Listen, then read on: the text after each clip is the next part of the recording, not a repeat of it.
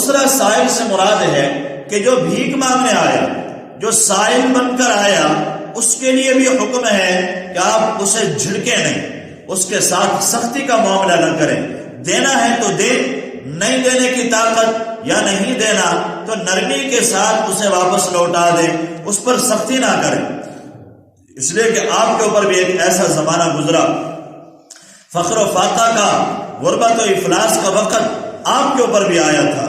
اللہ نے پھر آپ کو مالدار کیا، تو اس لیے آپ کے ذریعے پوری امت کو یہ ہدایت کی جا رہی ہے کہ سائل کو جھڑکیے نہیں۔ لیکن سائل کون سا؟ وہ سائل کہ جو ضرورت مند ہے، جو حاجت مند ہے، معذور ہے، لولا لنگڑا ہے، نابینا ہے، ایسا معذور، ایسا سائل آپ اسے دیجئے۔ اور نبی علیہ السلام کا معمول یہ تھا کہ آپ کے ہاں تو نہ تھی ہی نہیں، آپ کے ہاں لا نہیں، یہ تھا ہی نہیں، آپ اس کو جانتے ہی نہیں تھے۔ کوئی بھی سائل آتا آپ خالی ہاتھ اسے واپس نہیں لوٹایا کرتے تھے۔ اسی کو فرزدق شاعر نے کہا تھا، ما قال لا قط الا فی تشہدہ لولا التشہد کانت لاہ نعم۔ اللہ کے نبی نے کبھی لا نہیں فرمایا، کبھی نہ نہیں فرمایا۔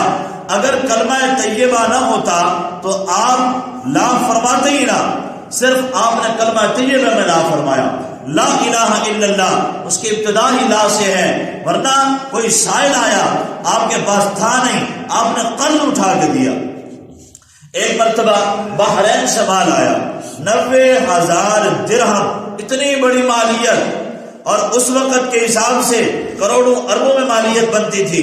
آپ نے سارا تقسیم فرما دیا، اور کچھ دیر کے بعد ایک سائل آ گیا، اس نے سوال کیا، آپ نے فرمایا کہ اب تو سارا تقسیم ہو گیا ہے، اب تو میرے پاس کچھ رہا نہیں، تم ایسا کرو بازار میں چلے جاؤ اور فلاں دکاندار کو میرا نام کہہ دو، جو ضرورت کا سامان ہے لے لو اور میرے کھاتے میں لکھوا دو، میں ادا کر دوں گا۔ وہ سائل یہاں سے چلا گیا۔ حضرت عمر رضی اللہ عنہ کہنے لگے، یا رسول اللہ، جب آپ کے پاس تھا ہی نہیں تو آپ ویسے ہی واپس لوٹا دیتے؟ آپ نے خواہ اپنے اوپر قرض کا بوجھ چڑھا دیا اور کھاتے میں لکھوا دیا، تو یہ بارے گراں قرض کا کیوں اپنے سر لیا؟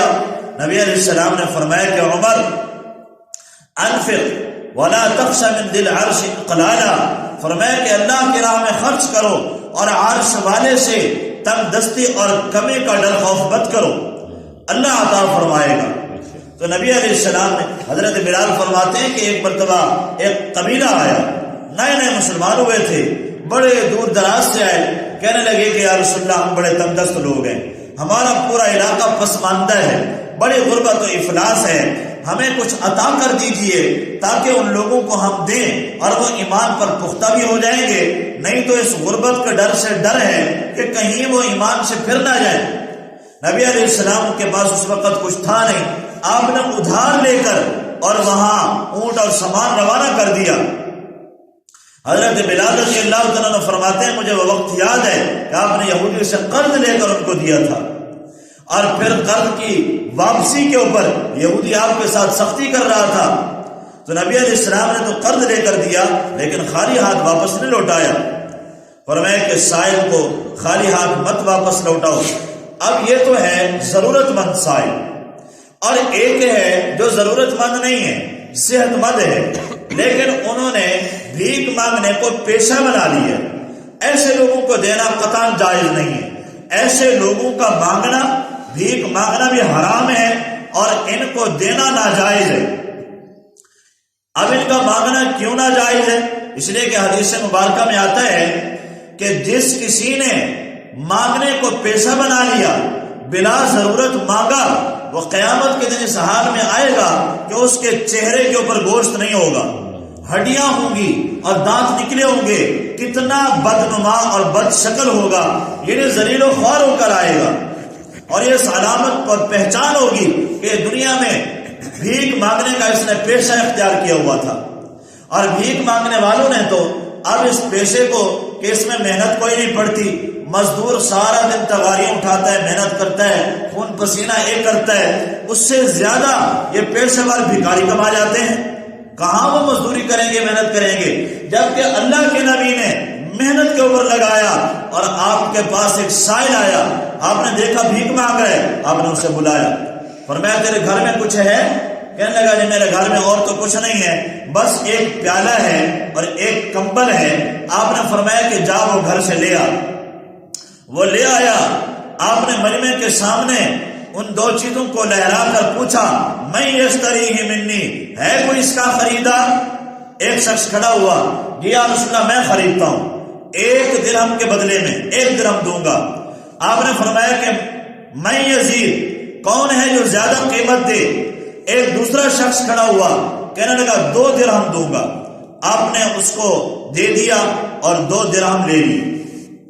آپ نے وہ پیالہ بیچ دیا 2 درہم میں اور کمبل دے دیا، فرمایا کہ کمبل گھر میں استعمال کرو۔ پیالہ بیچ دیا، 2 درہم لیے، 1 درہم کا فرمایا کہ جا سامان راشن لے کر گھر میں دے کر آ، اور 1 راشن کا کلہاڑا لے کر آ۔ کلہاڑا لایا، نبی علیہ السلام نے خود اپنے ہاتھوں سے اس کلہاڑے کے اندر لکڑی ڈنڈا ڈال کر دیا اور فرمایا کہ اب لے جا، جنگل میں جا کے لکڑیاں کاٹ اور کاٹ کر بازار میں بیچ کر اپنا اس محنت کو اختیار کر، کمائی کو اختیار کر، آئندہ میں تجھے 15 دن تک بھیک مانگتا نہ دیکھوں۔ اس شخص نے ایسا ہی کیا، کلہاڑا لیا اور لکڑیاں کاٹ کر بیچنے کا کاروبار شروع کیا۔ ابھی 10 دن ہی گزرے تھے، 1 ہفتہ ہی گزرا تھا کہ وہ آپ کے پاس آیا کہ وہ اتنا مالدار ہو چکا تھا کہ اس کے پاس 10 درہم جمع ہو گئے تھے، 10 درہم۔ تو آپ نے محنت پہ لگایا، پیشہ وری سے ہٹایا، بھیک مانگنے سے ہٹایا، اور آپ نے فرمایا کہ ایک آدمی رسی کلہاڑی لے کر وہ جائے جنگل میں لکڑیاں کاٹ کر اور اپنے پیٹھ کے اوپر گٹھا لاد کر وہ لائے اور کمائے، یہ اس بات سے بہتر ہے کہ وہ لوگوں کے سامنے ہاتھ پھیلاتا پھرے، بھیک مانگتا پھرے۔